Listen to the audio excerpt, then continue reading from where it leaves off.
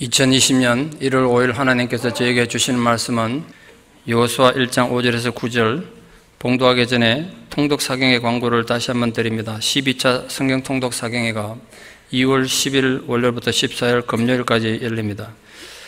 비행기 타고 오시는 분들은 금요일 5시에 모든 순서 마치니까 시간을 잘 맞춰주시고, 월요일 오전 8시 반에 시작하니까 시간 맞춰서 예약해야 될 겁니다. 그리고 숙박은 저희 성도들 가정에 민박을 하도록 할 테니까 미리 신청해 주시기 바라고, 회비는 80불입니다. 교회 이름과 주소와 또 전화번호를 적어서 보내시면 저희 교회 앞으로 보내시면 되겠습니다. 말씀 봉독에 올리겠습니다. 네 평생에 너를 능히 대적할 자가 없으리니 내가 모세와 함께 있었던 것 같이 너와 함께 있을 것임이니라. 내가 너를 떠나지 아니하며 버리지 아니하리니 강하고 담대하라. 너는 내가 그들의 조상에게 맹세하여 그들에게 주리라 한 땅을 이 백성에게 차지하게 하리라. 오직 강하고 극히 담대하여 나의 종 모세가 네게 명령한 그 율법을 다 지켜 행하고 우로나 좌로나 치우치지 말라. 그리하면 어디로 가든지 형통하리니 이 율법책을 네 입에서 떠나지 말게 하며 주야로 그것을 묵상하여 그 안에 기록된 대로 다 지켜 행하라. 그리하면 네 길이 평탄하게 될 것이며 네가 형통하리라. 내가 네게 명령한 것이 아니냐. 강하고 담대하라. 두려워하지 말며 놀라지 말라. 네가 어디로 가든지 네 하나님 여호와가 너와 함께 하느니라 하시니라. 아멘. 어린 시절 과학 공상 소설이나 읽었던 2020년 새해를 맞았습니다. 살다 보니 2020년을 다 살아보네요. 하여튼 여러분 새해 모두 복 많이 받으시고 더 건강하시기 바랍니다. 하나님께서 여러분 개인과 가정, 특별히 자녀들을 위해서 준비하신 하늘의 복과 땅의 복을 풍성히 받아 누리는 복된 한 해 되기를 진심으로 제가 목사로서 기도하고 축원합니다. 어떤 복보다도 영적인 복이 제일 중요하지 않겠습니까? 오늘 그 얘기 좀 하려고 합니다. 새해 첫 주에. 미국의 교회 역사가로 유명한 마티 박사라는 분이 계시는데요. 오래전에 폴란드 교회와 미국 교회를 비교해서 분석한 논문을 발표한 적이 있습니다. 제2차 세계대전 중에 종교 박해를 가장 많이 받은 나라가 폴란드였습니다. 운이 없게도 폴란드는 그 뒤에 전쟁 끝났지만 공산화돼서 70년 또 교회가 박해를 받았습니다. 그런데 그 긴 세월의 박해와 억압에 의해서 교회가 파괴된 것이 아니라 폴란드 기독교인들의 믿음은 더 강해졌고, 가톨릭 같은 경우는 최초로 비이탈리아계 교황을 배출하는 그런 나라가 됐습니다. 그에 비해 미국 교회 신자들은 역사상 한 번도 종교의 핍박을 받지 않았기 때문에 신앙의 진실성이 현재 약화되는 치명적 약점을 갖게 됐다고 그 책에서 지적하고 있습니다. 게다가 미국에는 물질적으로도 다른 어떤 나라에 비해서 상대적으로 풍부하기 때문에 영적 취약성이 더 심해졌다고 진단했습니다. 마틴 교수는 그렇게 영적으로 나약해진 미국을 뿌리 없는 민족 이렇게 불렀습니다. 본인이 미국인이면서 그렇게 불렀어요. 껍데기는 화려하고 남들 보기에는 뭔가 대단한 것 같은데 하나님에 대한 뿌리가 없음을 안타까워해서 그래 붙인 이름입니다. 그 뿌리 없는 민족, 결국은 미래가 없다는 거죠. 개인이나 한 나라나 영적 문제는 같은 게 아닌가 생각합니다. 새해 첫 주일에 이 예배를 드리면서 그래서 우리 자신들 한번 돌아보는 시간 되기를 바랍니다. 여러분들은 뿌리가 제대로 된 신앙인 맞습니까? 아니면 혹시 뿌리 없는 민족입니까? 새로운 출발을 앞두고 있는 우리에게 이 질문은 사실 굉장히 중요한 자기 고백이 아닐 수 없습니다. 그래서 올 한 해 저희 교회가 목표하는 신앙의 방향이 항상 하나님의 임재를 인식하는 성도가 되는 것입니다. 하나님의 백성이 하나님의 임재를 늘 인식한다는 건 정말 계산하기 힘든 놀라운 축복입니다. 하나님의 임재를 늘 인식할 수 있다면, 정말 그럴 수 있다면 이론이 아니라 모든 삶의 선택과 자세에서 굉장히 신중할 수밖에 없을 것입니다. 말 한마디, 발걸음 하나 얼마나 조심하고 신중하겠습니까? 지금 이곳에 하나님의 임재의 계심을 느끼니까요. 그러면 당연히 신앙의 방향과 인생의 방법을 정하는 데 중요한 기준을 제공할 것입니다. 반면에 하나님 임재를 인식하지 못한다면 그 신앙은 필연적으로 병들기 마련이고 결국은 자신도 불행하고 사랑하는 사람들도 불행으로 몰아넣는 비극의 주인공이 되기 마련입니다. 사실 한 번만 우리가 곰곰이 생각해 보면 신앙인에게 있어서 모든 문제 해결책, 모든 위기를 극복할 수 있는 능력, 감당할 수 없는 힘든 슬픈 그 고통에서 벗어날 수 있는 이유가 바로 딴 데 있는 게 아니라 하나님의 임재를 인식하는 데 있습니다. 하나님 임재에 대한 인식 없이 선택하는 모든 인간의 선택은 스스로를 파멸시키는 원인이 될 뿐입니다. 결국 하나님 임재를 인식한다는 것은 신앙인의 자신의 전생애를 통해서 삶의 기초를 새롭게 하는 것입니다. 그 기초가 잘못되면 인생은 필연적으로 많은 어려움을 겪게 되어 있습니다. 제임스 미케너라는 미국 작가가 쓴 알래스카라는 베스트셀러 소설이 있습니다. 나온 지 좀 오래됐습니다만 1000페이지가 넘는 아주 두꺼운 책입니다.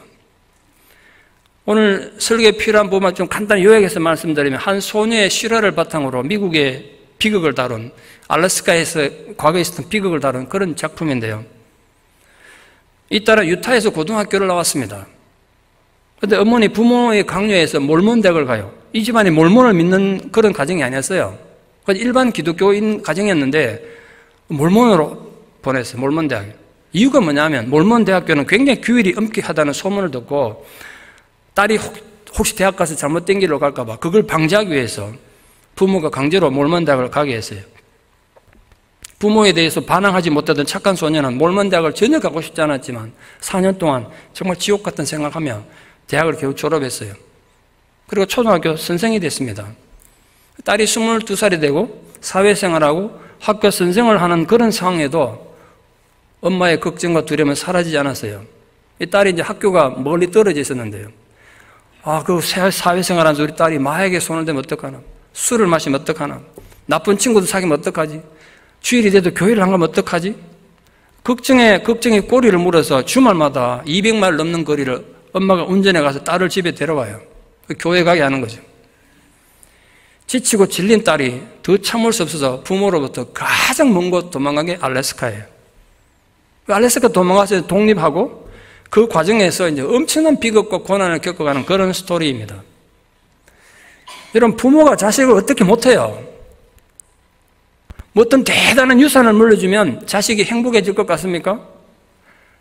여러분, 금고에 돈을 많이 모아놓고 통장을 그래 물려주면 자식이 행복할 것 같냐고요? 아니에요. 요즘 대한항공의 비극을 보세요. 그게 행복인가?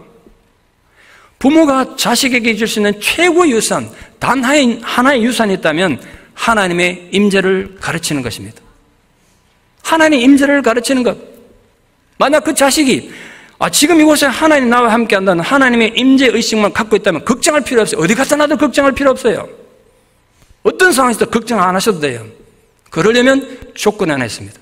부모된 자가 먼저 하나님 임재를 인식하셔야 돼요. 부모 본인은 하나님에 대한 인식이 없으면서 자식만 그저 잘 되기를 바라는 건 오히려 자식에게 큰 고통을 줄 수 있다는 것이 소설 알래스카의 교훈입니다. 그러니까 하나님의 임재를 인식하는 것은 인간의 모든 삶에 영향을 줄 수밖에 없기 때문에 너무나 중요합니다. 그렇다면 당연히 질문이 생기시겠죠. 우리는 어떻게 하나님 임재를 그것도 항상 인식할 수 있을까요? 무엇보다 먼저 말씀의 묵상을 통해 우리는 하나님의 음성에 민감한 성도가 되고 하나님 임재를 체험할 수 있습니다. 왜죠? 하나님은 말씀하시는 하나님이시고 그 말씀으로 천지를 창조하셨습니다. 우리는 무엇보다 말씀에 대한 깊은 이해와 묵상 속에서 하나님 임재를 인식할 수 있습니다. 그래서 올해 신년 특별 새벽기도가 내일부터 시작될 뿐 아니라 1월달 한 달 동안 매주 수요일마다 축복 사경회, 말씀 사경회를 실시합니다. 그리고 12번째 성경 통독 사경회를 실시합니다. 여러분의 그런 소중한 기회가 주어졌을 때 그 시간들을 통해서 그 말씀 속에서 하나님을 만나고 하나님 임재를 뜨겁게 체험하는 감동이 있기를 축원합니다. 하나님 말씀이 가지는 가치와 의미는 실로 말로 다 할 수 없습니다. 하나님을 부정하고 예수의 부활을 부정하던 수많은 무신론자들이 결국은 하나님을 만나게 되고 그 앞에 굴복하게 된 건 딴 게 아니에요. 하나님 말씀 때문입니다. 제가 수도 없이 이 강단에서 강조했던 것이 바로 말씀입니다. 기독교가 말씀의 종교라고 수없이 말씀드렸습니다. 근데 그것을 자신의 것으로 삼느냐, 아니면 형식적인 사이비 교인이 되느냐, 더 나아가서 파괴적인 무신론자가 되느냐의 갈림길은 바로 말씀과의 개인적인 만남에 있습니다. 하나님의 말씀이 하나님 임재를 체험하는 데 너무나 중요한 이유는 말씀드린 것처럼 하나님을 부정하고 말씀을 부정하던 수많은 무신론자들이 하나님의 허구성을 밝히고 말씀의 허구성을 밝히겠다고 성경을 분석하고 연구하다가 하나같이 오히려 하나님을 만나고 하나님을 믿게 되고 말았습니다. 이상하지 않습니까? 하나님 믿던 자들이 아닙니다. 예수님을 부정하고 말씀을 부정하고 비웃고 박해하던 자들이 그 말씀을 파괴하기 위해서 연구하다가 오히려 그 말씀에 사로잡혀서 하나님의 임재를 체험하게 된 것입니다. 그런 무신론자들 수도 없이 많습니다. 그 예를 들려면 제가 한 일주일은 밤을 새워 말할 수 있습니다. 왜 그런 일이 벌어진 것일까요? 말씀 속에 하나님이 계시고 그 말씀을 통해 하나님은 지금도 이 세상을 다스리고 계시기 때문입니다. 우리 눈에 하나님이 보이지 않으니까 마치 세상에 내 이성과 내 지식과 계획으로 되어가는 것 같은 착각에 누구나 빠질 수는 있지만 말씀에 눈을 뜨면 하나님 임재를 누구나 체험할 수밖에 없습니다. 제가 최근에 읽은 책입니다. MBC 사회부와 정치부 기자로 청와대를 출입하던 조정민이라는 기자가 있습니다. 이런 기자 중에 청와대 출입한다 그러면 기자에는 중에는 탑입니다. 아무나 청와대 못 가거든요. 굉장히 똑똑했나 봐요. 그런데 이분은 철저한 무신론자였습니다. 학창시절에 중이 되겠다고 머리 깎고 입상까지 한 사람입니다. 그런 기독교에 대해서 아주 냉소적이었습니다. 뉴스에 기독교에 대해서 뉴스가 나올 때마다 세상에 이런 허구와 미신은 없다고 생각했습니다. 그런데 자신 입장에서 너무 억장 무너지게도 어느 날 보니까 자기 아내가 교회를 다니는 겁니다. 그 교회 왜 가냐고 쓸데없이 거기 가서 시간 납버리고 돈 주고 왜 가라냐고 가지 마라고 말도 듣지 않더니 언젠가부터는 이제 새벽부터 아내가 교회를 가기 시작했습니다.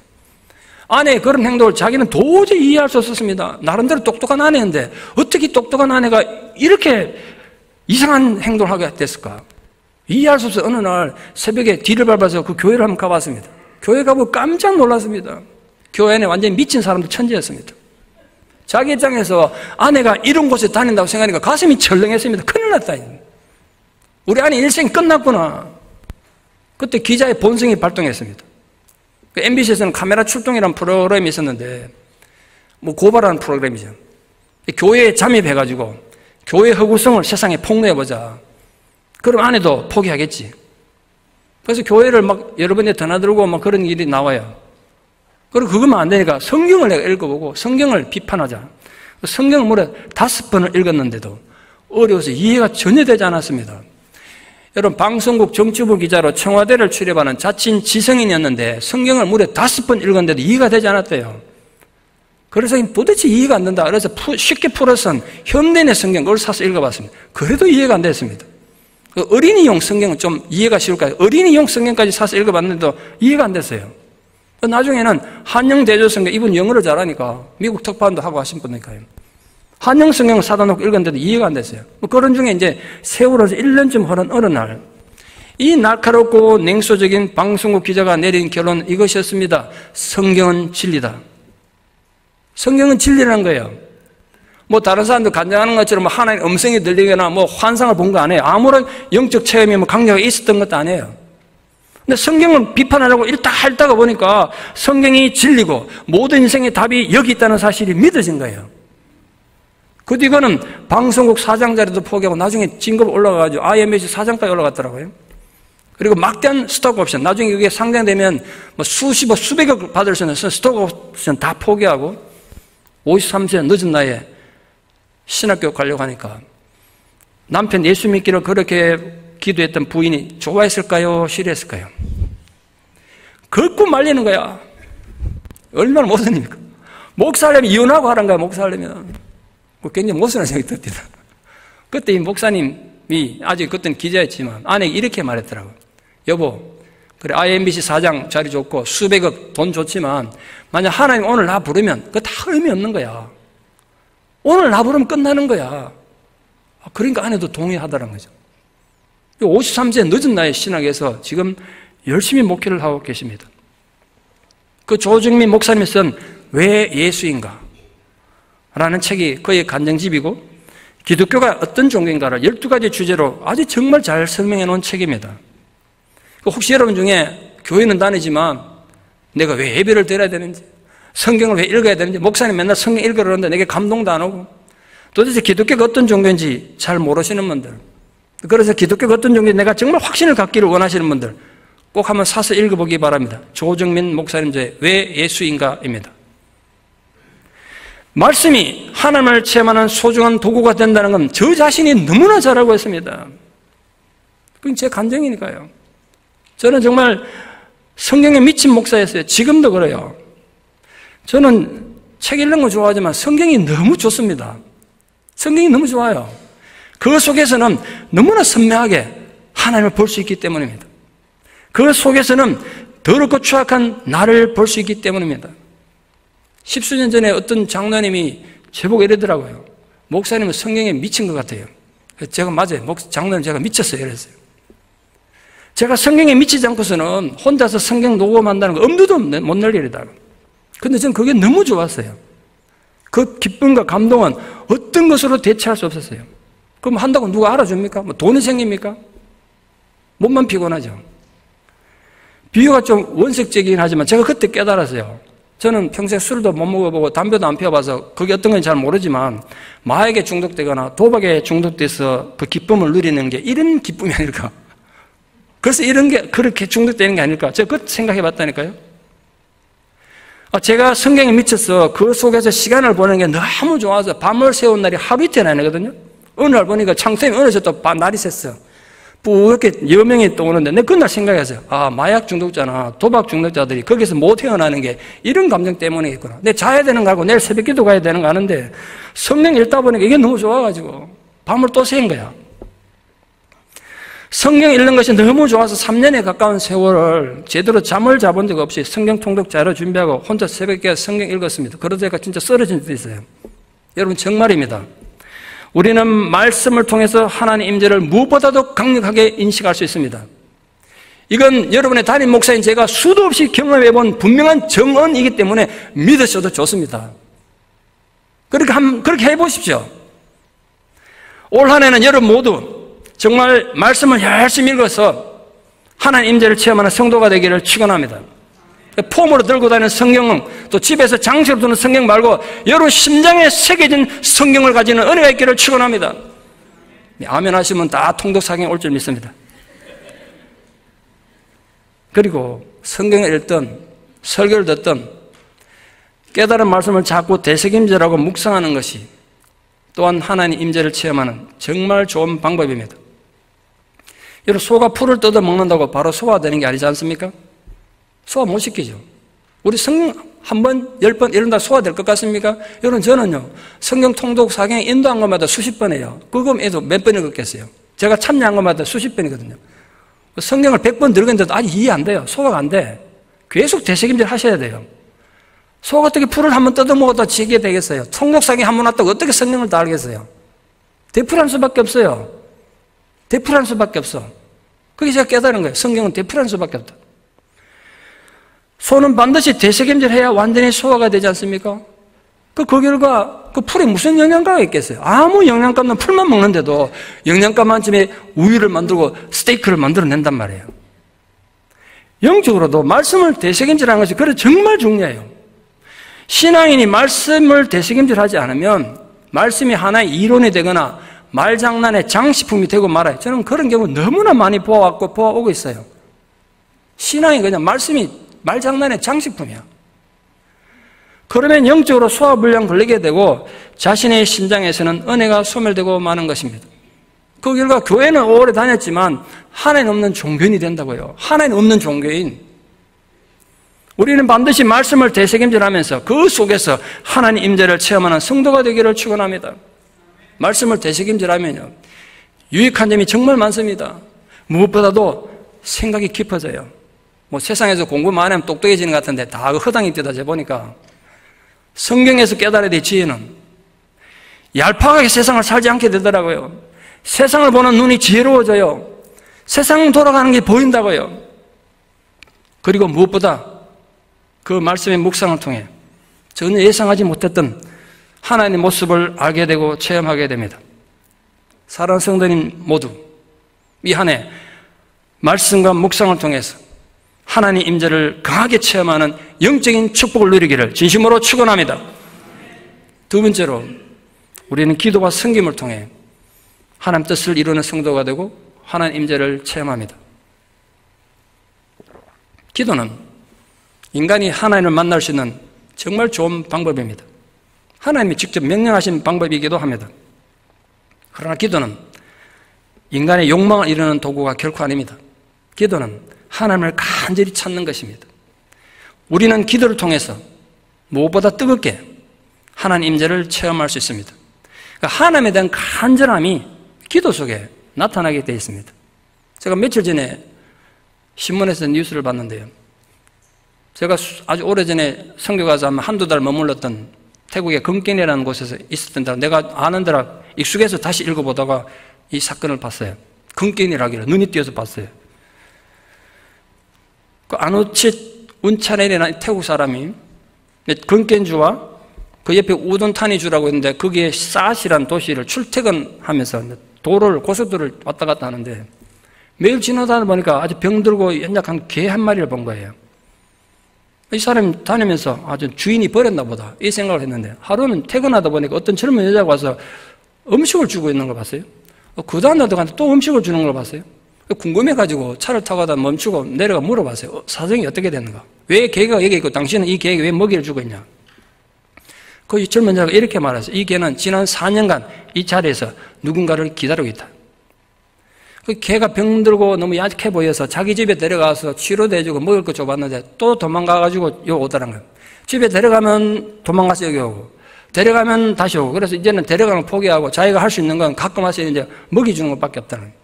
자기가 장기적으로 출타해서 못 주면 다른 가지고 와서 먹이를 준다는 거예요. 그 소식이 너무 아름답잖아요. 그래서 이 아누칫 운차련이 이 얘기를 네티즌들한테 유튜브에 올렸어요. 이게 점점점 퍼져가가지고 원래 개 주인의 귀에 들어간 겁니다. 그 개 원래 이름은 본본인데 2015년 가족들이 본본과 함께 차를 타고 친척집 가는 중에 갑자기 없어졌대요. 태국은 우리처럼 승용차 뚜껑이 있는 차가 아니고 되게 트럭처럼 위에 차 뚜껑이 없어요. 그냥 뛰어내렸는지 떨어졌는지 모르겠는데 개가 갑자기 없어졌어요.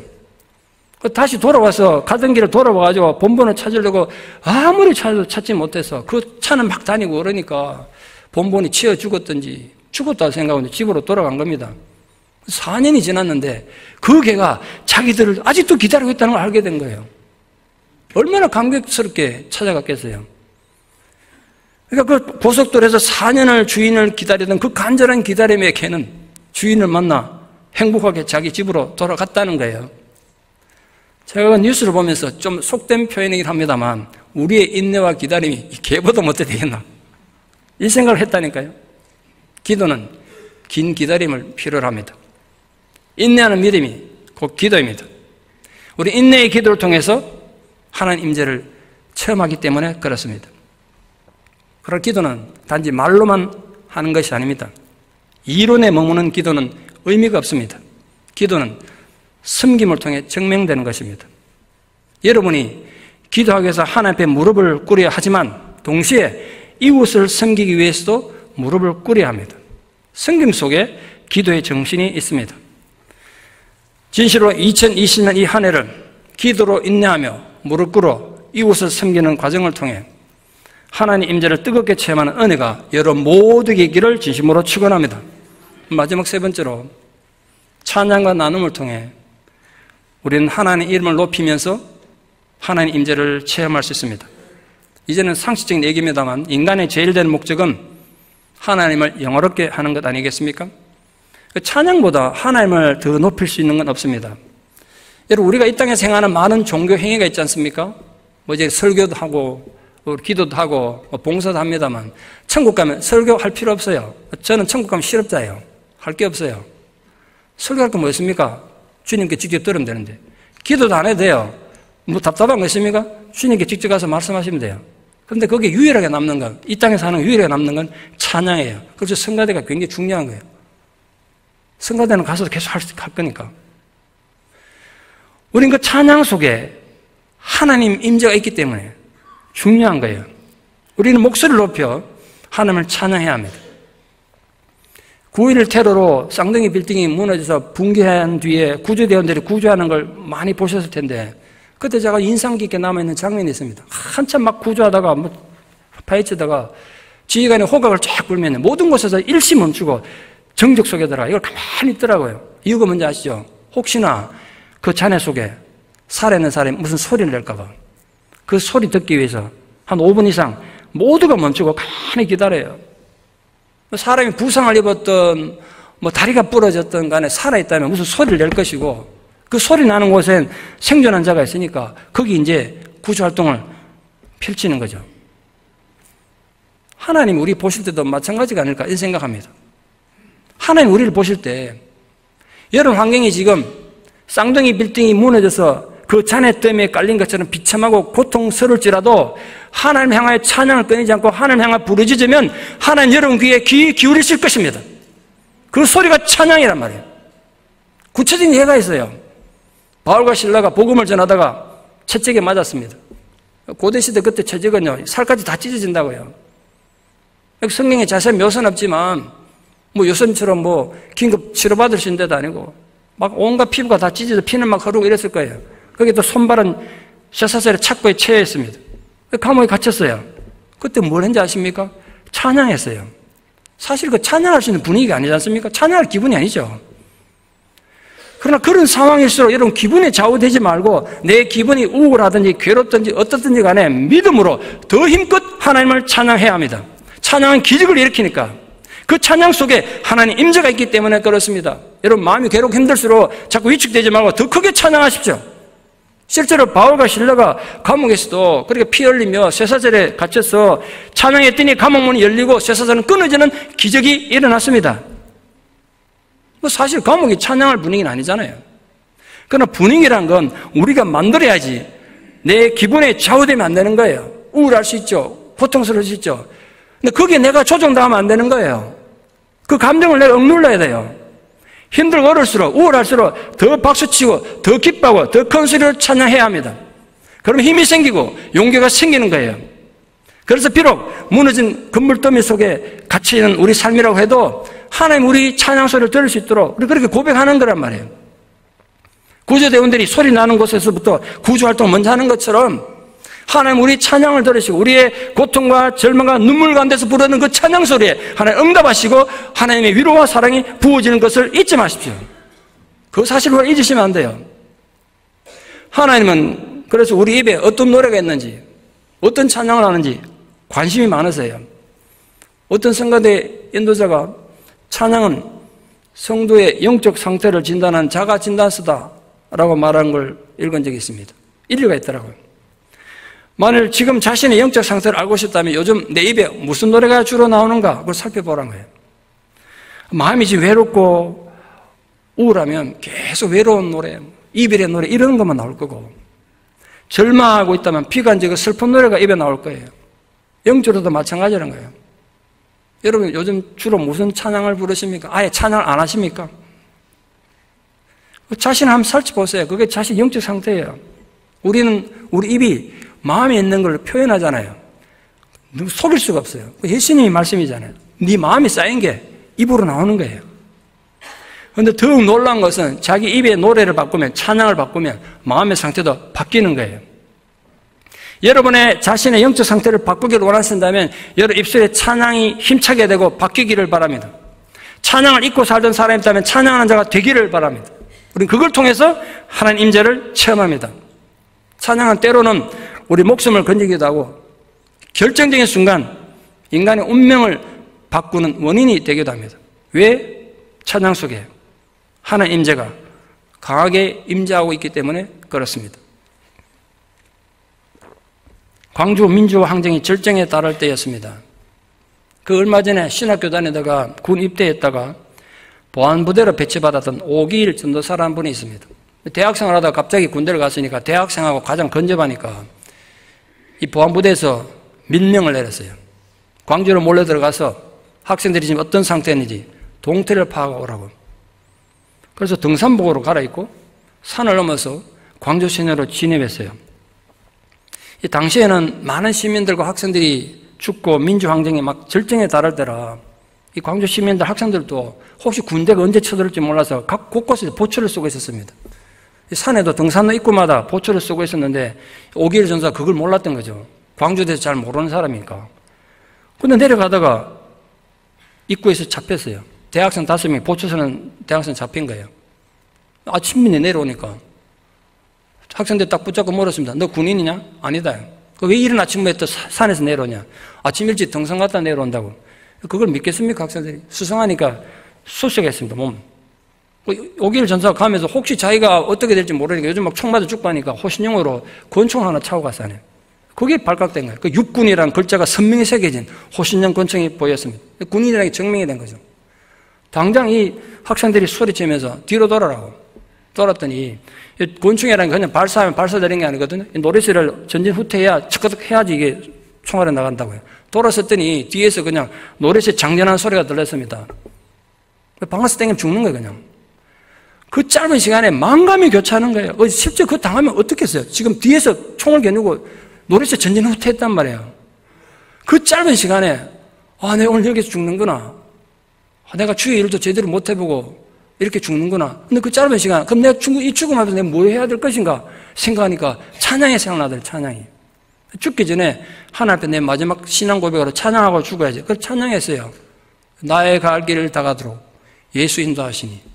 자기 인생 여기서 끝나니까 오늘까지 주님 은혜로 인도받았다고 그렇게 고백하는 찬양을 불렀어요. 5명 중에 1명 학생이 물었습니다. 당신 예수 믿는가? 그때 오전사님 이렇게 말하죠. 나는 신학생이고 전도사다. 그러니까 총을 들고 있던 그 학생이 나도 예수 믿는 사람이다. 나 하나님의 종을 절대 죽일 수 없다. 그러더니 그 다른 학생들에게 이 사람 절대 죽이면 안 된다고 설득하기 시작했어요. 그리고 다른 대학생들이 무슨 소리냐고. 어쨌든 군인이고 우리 염탐하러 온 적인데 지금 상황이 어떤 상황인데 그거 살려두냐고. 이 친구 살려두면 우리 정보가 다 나갈 때 어떻게 살려두냐고 반대했어요. 그때 그 학생이 이렇게 말했다는 거예요. 나는 신앙인인데 성경의 가르침에 하면 절대로 하나님의 기름 부음 받은 종에게 손댈 수 없다. 그러면 우리의 이 싸움이 하나님께 절대로 인정받을 수 없다. 저 이 얘기에 가슴이 와닿더라고요. 우리가 이렇게 하면 우리의 이 싸움이 하나님께 인정받을 수 없다. 그 얘기하니까 이 친구들이 계속 반대하다가 좀 설득이 된 것 같아요. 결국 다른 학생들은 계속 반대했지만 신앙 가진 이 학생 도움으로 오기일 전도사는 죽을 직전에 살아났고 지금까지 살아계십니다. 죽음 직전에 부른 찬송과 한곡 때문입니다. 찬송은 우리를 위기에서 건져주는 구원의 열쇠입니다. 여러분 인생의 위기를 만나거든 찬송하십시오. 하나님이 지켜주실 것입니다. 성도는 언제 어디서나 찬양해야 됩니다. 위기에 처해 찬송할 수 없을 때 그때도 더욱더 높여 하나님의 능력을 찬송하기를 바랍니다. 왜? 하나님 임재는, 하나님 임재를 인식하는 그 찬양에는 힘이 있기 때문에 그렇습니다. 찬송이 고난 가운데는 우리들에게 위로가 되고 힘을 주는 것뿐만 아니라 하나님이 그 찬송을 받으실 때 권능의 손을 펴서 성도들에게 복을 주십니다. 하나님 임재를 느끼지 못하는 성도는 세상의 어떤 인간보다도 더 파괴되고 타락할 수 있습니다. 부디 여러분 그런 비극의 주인공은 되지 말아야 되지 않겠습니까? 그러나 하나님의 임재를 항상 인식할 수 있는 성도의 삶은 희망이 끊이지 않을 것입니다. 견딜 수 없는 삶의 고통 앞에서도 당당한 용기를 가지게 될 것입니다. 우리는 말씀을 묵상함으로 하나님 임재를 인식하고 하나님의 음성에 민감하게 되는 것입니다. 우리는 기도와 섬김을 통해 하나님 임재를 인식하고 하나님의 뜻을 이루어 나가는 것입니다. 우리는 찬양을 통해 하나님 임재를 인식하고 하나님의 이름을 높이는 성도가 되는 것입니다. 사랑하는 성도님 모두 이 2020년 한 해를 살아가는 동안 여러분 개인과 가정과 여러분 자녀들과 기업과 그리고 우리 교회가 하나님 임재를 항상 체험함으로 위대한 하나님 역사를 이루어가는 이 한 해가 되기를 진심으로 축원합니다. 기도드리겠습니다. 하나님 아버지, 은혜 가운데 희망의 2020년 새해를 허락하심을 감사드립니다. 올 한 해 우리들이 가야 할 길을 다 가는 동안 하나님이 우리와 함께 임재해 주시고 동행하여 주시기를 간절히 기도드립니다. 우리 모두 말씀을 통해 하나님 임재를 체험할 수 있게 하여 주시옵소서. 기도와 섬김을 통해 하나님이 어떻게 우리 가운데 역사하는지를 깨닫게 하여 주시옵소서. 그리고 우리 입술에 찬양의 제사를 연락하여 주셔서 그 찬양 속에서 하나님의 임재를 뜨겁게 체험하는 복된 한 해가 되게 하여 주시옵소서. 예수님 이름으로 기도드리옵나이다. 아멘.